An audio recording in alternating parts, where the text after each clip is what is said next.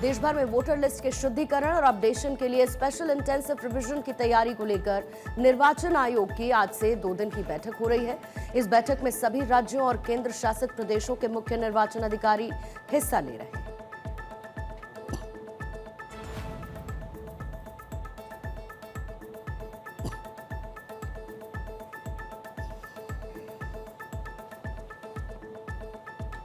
बैठक का मकसद पूरे देश में एक साथ या फिर चरणबद्ध तरीके से एसआईआर अभियान का खाका तैयार करना है। आयोग मतदाता सूची को शुद्ध, अपडेट और त्रुटिहीन बनाने के लिए इस बड़े अभियान को जल्द शुरू करना चाहता है। बैठक में मुख्य निर्वाचन आयुक्त ज्ञानेश कुमार के साथ में उप निर्वाचन आयुक्त और अन्य वरिष्ठ अधिकारी भी मौजूद रहेंगे। जानकारी के मुताबिक निर्वाचन आयोग के उच्च पदस्थ सूत्रों के मुताबिक ये बैठक रूटीन जरूर है, लेकिन बेहद इंपॉर्टेंट इसलिए हो रही है क्योंकि इसमें 10 सितंबर को हुई पिछली बैठक में राज्यों के सीईओ को निर्देश दिए गए और टास्क की प्रगति की समीक्षा भी की जा रही है। यानी राज्यों ने अब तक कितनी तैयारी की है और किन बिंदुओं पर काम बाकी है, इसको लेकर भी चर्चा यहां पर हुई। निर्वाचन आयोग की योजना है कि इस साल के अंत तक पूरे देश भर में एसआईआर प्रक्रिया शुरू किया जाए। पूरे देश में स्पेशल इंटेंसिव रिवीजन कराने का समय ऐसा निर्धारित किया जाए जिसमें ज्यादा से ज्यादा लोगों से संपर्क किया जा सके। अधिकारियों का यह भी मानना है कि इस बैठक से मतदाता सूची के शुद्धिकरण अभियान की दिशा और रूपरेखा को अंतिम रूप मिल जाएगा। राष्ट्रपति द्रौपदी मुर्मू ने बुधवार को सबरीमाला स्थित भगवान अयप्पा मंदिर में पूजा अर्चना की। पारंपरिक काले परिधान पहने और इसके साथ ही इरुमुडिकेट्टू को हाथ में लिए हुए राष्ट्रपति ने पवित्र 18 सीढ़ियां भी चढ़ी और कड़ी सुरक्षा के बीच भगवान अयप्पा के दर्शन किए। राष्ट्रपति सुबह सुबह पंबा पहुंची, पवित्र नदी में स्नान किया और पंबा गणपति मंदिर में पूजा अर्चना की, जहां पर उन्होंने पारंपरिक केट्टू निरा की रस्म निभाई। सन्निधानम में राष्ट्रपति मुर्मू का थंत्री कंडरारू महेश मोहरम ने पूर्ण कुंभम से स्वागत किया और राष्ट्रपति की भक्ति और सादगी से परिपूर्ण तीर्थ यात्रा में एक दुर्लभ और महत्वपूर्ण क्षण के रूप में ध्यान आकर्षित किया। तो देखिए, राष्ट्रपति की सबरीमला और आसपास के क्षेत्रों की यात्रा के लिए व्यापक सुरक्षा व्यवस्था यहां पर की गई। विशेष सुरक्षा समूह, केरल पुलिस और केंद्रीय सुरक्षा एजेंसियों के कर्मियों ने संयुक्त रूप से सुरक्षा अभियान का प्रबंधन किया, जिससे तीर्थ यात्रा के दौरान सुचारू और सुरक्षित आवाजाही सुनिश्चित हुई। राष्ट्रपति Droupadi Murmu Saint Teresa college के शताब्दी समारोह में मुख्य अतिथि के रूप में भाग लेंगी और बोलगट्टी पैलेस में दोपहर के खाने के बाद वो नौसेना बेस से हेलीकॉप्टर के द्वारा कोचीन अंतर्राष्ट्रीय एयरपोर्ट के लिए रवाना होंगी। बिहार विधानसभा चुनाव का सियासी बिगुल बज चुका है। सियासी योद्धा अखाड़े में अपने अपने दांव पेच आजमा रहे हैं। आरोपों के तीर छोड़े जा रहे हैं और कुछ राजनेता दल बदल की राजनीति भी कर रहे हैं। सियासी अखाड़े में मतदाताओं को लुभाने के लिए नए नए वादे कर रहे हैं। वहीं आज तेजस्वी यादव ने जीविका दीदियों को लेकर एक बड़ा ऐलान कर दिया। तेजस्वी यादव ने ऐलान किया कि महागठबंधन की सरकार बनने पर बिहार की जीविका दीदियों को स्थायी नौकरी देंगे। इसके साथ ही जीविका दीदियों को स्थायी कर उन्हें सरकारी कर्मचारी का दर्जा देकर उनके वेतन को 30,000 रुपए प्रति माह किया जाएगा। सभी जीविका दीदियों के प्रति हमारा सम्मान है और हक दिलाना, न्याय करना हमारी जिम्मेवारी है। उन सभी जीविका दीदियों की बात को सुनकर के हम लोगों ने राय मशवरा करके, अध्ययन करके, साइंटिफिक तौर पर हम लोगों ने निर्णय लिया है कि जितनी जीविका सीएम दीदियां हैं, यानी कम्युनिटी मोबिलाइजर्स हैं, उन सभी सीएम दीदियों को स्थायी कर उन्हें सरकारी कर्मचारी का दर्जा देकर उनके वेतन को 30,000 प्रति माह हम लोग करेंगे। तेजस्वी यादव ने कहा कि जीविका समूह की दीदियों के लिए गए लोन के सूद को माफ किया जाएगा। 2 साल तक ब्याज मुक्त ऋण दिया जाएगा। उन्होंने कहा कि 2,000 रुपए भत्ता देंगे। तेजस्वी ने कहा कि जीविका समूह की दीदी को अन्य सरकारी कार्यों के निष्पादन के लिए प्रतिमाह 2,000 रुपए भत्ता दिया जाएगा। 5 लाख रुपए तक का बीमा उनकी सरकार करेगी। जीविका समूह की दीदियों द्वारा लिए गए लोन के सूद को माफ करा जाएगा। यानी अब तक जितनी जीविका दीदी लोन ली है, जो उनका इंटरेस्ट है, उसको इंटरेस्ट को हम लोग जो है माफ करने का काम करेंगे। जीविका समूह की दीदियों को 2 वर्ष तक ब्याज मुक्त ऋण दिया जाएगा। यानी 2 वर्षों तक जितनी जीविका दीदी है या समूह है, उनका जो ब्याज मुक्त ऋण जो है 2 सालों तक हम लोग दिलवाने का काम करेंगे। जीविका समूह की दीदियों को अन्य सरकारी कार्यों के निष्पादन के लिए प्रति माह 2000 भत्ता जो है वो भी दिया जाएगा। तेजस्वी यादव ने कहा कि प्रति माह 2500 रुपए और सालाना 30,000 और 5 साल में 1.5 लाख रुपया माई बहन योजना के तहत महागठबंधन की सरकार बनने पर दिया जाएगा। हमने पहले भी घोषणा की मां की, यानी कि अन्न और आमदनी और मकान योजना। और इधर योगी आदित्यनाथ, क्योंकि दिवाली के 5 दिवसीय महापर्व की कड़ी में महत्वपूर्ण पर्व पर आज गोवर्धन पूजा की गई। इस मौके पर गोरक्ष पीठाधीश्वर और मुख्यमंत्री योगी आदित्यनाथ ने आज सुबह गोरखनाथ मंदिर की गौशाला में विधि विधान से गोवर्धन पूजा की। गोपूजन के बाद मुख्यमंत्री ने गौसेवा की प्रदेशवासियों को शुभकामनाएं देते हुए कहा कि गोवंश भारत की समृद्धि का आधार रहा है। सीएम योगी ने कहा कि सरकार गौ संरक्षण और संवर्धन के लिए कई योजनाओं के जरिए बेहतर प्रयास किए जा रही हैं। बता दें कि सीएम योगी आदित्यनाथ ने वैदिक मंत्रोच्चार के बीच में पूजन की प्रक्रिया पूर्ण की, गायों और गोवंश को माला पहनाई, तिलक लगाया और गौ माता का आशीर्वाद देकर प्रदेशवासियों की सुख समृद्धि की कामना की। सीएम योगी गायों और गोवंश को अपने हाथों से गुड़ और केला खिलाते भी नजर आए। इस दौरान वो गायों और गोवंश को उनका नाम लेकर पुकारते रहे और उनके पास जाकर उन्हें खूब दुलार भी किया। साथ ही उन्होंने कहा कि प्रदेश में सिर्फ गौ पूजन ही नहीं हो रहा है, बल्कि गौवंश के संरक्षण और संवर्धन के लिए योजना भी चलाई जा रही है। सीएम योगी ने कहा कि प्रदेश में 16 लाख गोवंश ऐसे हैं जिनका भरण पोषण प्रदेश सरकार अनुदानित कर रही है। भारत जैसे कृषि प्रधान देश में गौ और गोवंश का महत्व क्या है, ये गोवर्धन पूजा जैसे आयोजन इस बात के प्रतीक हैं।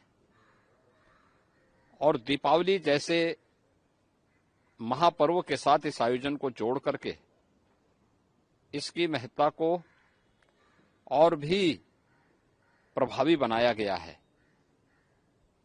ये मेरा सौभाग्य है कि आज प्रातः मुझे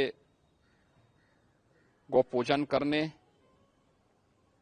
और गौ सेवा करने का अवसर यहां प्राप्त हुआ है। भारत की समृद्धि का आधार भारतीय गोवंश रहा है।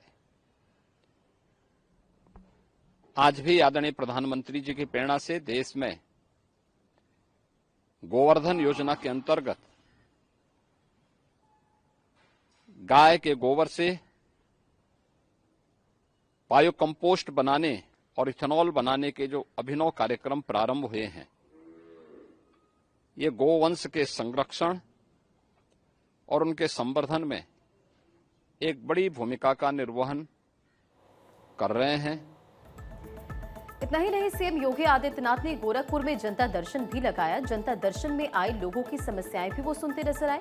सीएम योगी आदित्यनाथ ने जनता दर्शन में लोगों की समस्याओं को सुनने के बाद अधिकारियों को दिशा निर्देश दिया कि जल्द से जल्द समस्याओं को निपटाया जाए। दिल्ली की मुख्यमंत्री रेखा गुप्ता ने छठ महापर्व को लेकर बुधवार को एक प्रेस कॉन्फ्रेंस करते हुए ऐलान किया। उन्होंने कहा कि सालों से यमुना नदी पर छठ पूजा पर लगे प्रतिबंध को उनकी सरकार ने हटा दिया। पहले एनजीटी के आदेशों और प्रदूषण के नाम पर पिछली सरकारों ने इस पर रोक लगा रखी थी, लेकिन अब पूर्वांचल वासी भाई बहनों की भावनाओं का सम्मान करते हुए पूजा की इजाजत दी गई है। सीएम ने खुद यमुना घाट का निरीक्षण किया, साथ ही पल्ला से ओखला तक की सफाई पर भी जोर दिया। मुख्यमंत्री रेखा गुप्ता के मुताबिक यमुना किनारे लगभग 17 पॉइंट्स पर मॉडल घाट बनाए जा रहे हैं, जहां पर फूलों की वर्षा, चाय पानी और अन्य सुविधाओं का इंतजाम होगा। दिल्ली में 1000 से अधिक छठ कार्यक्रमों के आवेदन भी आ चुके हैं और सभी जगहों पर सरकार की तरफ से व्यवस्थाएं मुहैया कराई जाएंगी। हर जिले में कम से कम एक मॉडल घाट जरूर बनेगा। इसके अलावा सिंचाई विभाग को जलकुंभी हटाने के आदेश भी दिए गए हैं ताकि घाट साफ सुथरा दिखे। आज से पूरी दिल्ली में जितनी भी जगह दिल्ली में छठ मनाई जा रही है, हमारे सभी विधायक, हमारे सभी मंत्री, पार्षद, सांसद, सब लोग इन छठ घाटों पे तैयारियों का जायजा एवं स्वच्छता अभियान ये कार्यक्रम हमने शुरू किया है जो 26 तारीख तक चलेगी। 27 और 28 की दिल्ली में और देश में छठ है। छठ जो इस बार दिल्ली में त्यौहार है भव्यता के साथ मनाया जाएगा। बड़े बड़े स्वागत द्वार लगेंगे। हम छठ व्रतियों का अभिनंदन करेंगे, पुष्प वर्षा करेंगे और छठ की तैयारियों का पूरा जायजा, वहाँ की सफाई, वहाँ का बंदोबस्त, वहाँ कल्चरल प्रोग्राम, ये सारी की सारी तैयारियां जोरों शोरों में चल रही है। एक एक जगह लगभग 1000 जगह दिल्ली के अंदर अभी तक तैयारियां शुरू हो चुकी हैं। सीएम ने पुरानी सरकारों पर निशाना साधते हुए कहा कि 2021 में यमुना पर पूजा करने वालों पर धारा 188 के तहत केस दर्ज किए गए थे, जिन्हें अब उनकी सरकार वापस लेगी। छठ पूजा को भव्य बनाने के लिए विशेष स्वच्छता अभियान चलाया जा रहा है। उन्होंने दावा ये किया कि इस बार यमुना में झाग या गंदगी नहीं दिखेगी, जो पिछली सरकारों में आम थी। सभी विधायक और मंत्री खुद घाटों पर जाकर तैयारी चेक कर रहे हैं ताकि व्रतधारी को कोई असुविधा न हो। अब लगातार जो छठ की तैयारी दिल्ली सरकार द्वारा की जा रही है, आप सबको मालूम है वर्षों से यमुना जी पे छठ की पूजा सरकार द्वारा बंद कर दी गई थी। सरकार स्वयं से उस पूजा को नहीं कर रही थी, जिसे इस बार हमारी सरकार आने के बाद उस प्रतिबंध को हमने हटाया और हम सरकार की ओर से सभी व्यवस्थाएं देते हुए पल्ला से लेके कालिंदी तक अलग अलग जगहों पे लगभग ऐसे 17 पॉइंट है। इन 17 के 17 और जो कि किलोमीटर्स में है, कहीं पे आधा किलोमीटर का है, कहीं 1 किलोमीटर का है, कहीं पे 1.5 किलोमीटर का जो स्पैन जहाँ पे लोग ज़्यादा बसावट है, ऐसे सभी 17 पॉइंट पे यमुना नदी के ऊपर मॉडल छठ घाट सरकार द्वारा बनाए जा रहे हैं। सीएम रेखा गुप्ता ने कहा कि जितनी भव्य दिवाली दिल्ली में मनाई गई, उतनी ही दिव्य छठ पूजा होगी और मुनक नहर, मुंगेशपुर, ड्रेन और कृत्रिम तालाबों पर भी इंतजाम सुनिश्चित किए जाएंगे। लेकिन यमुना में स्नान या विसर्जन की अनुमति नहीं होगी। पूर्वांचल वासियों से अपील की कि वे पूर्ण श्रद्धा से पर्व मनाएं। सरकार का ये कदम छठ को ऐतिहासिक बनाने की दिशा में है, जो दिल्ली की सांस्कृतिक विविधता को मजबूत करेगा। तैयारियां जोरों पर है और जल्द ही सभी घाट चमक उठेंगे। उत्तराखंड के रुद्रप्रयाग जिले में स्थित केदारनाथ धाम में मंगलवार 22 अक्टूबर 2025 को बाबा भोलेनाथ के कपाट बंद होने की धार्मिक प्रक्रिया शुरू हुई है। भक्तों की भारी भीड़ के बीच पंचमुखी डोली के साथ भगवान केदारनाथ ने मंदिर के गर्भगृह में प्रवेश किया। यह परंपरा शीतकालीन बर्फीले मौसम को ध्यान में रखते हुए हर साल की जाती है, जब मंदिर 6 महीने के लिए उसके कपाट बंद रहते हैं।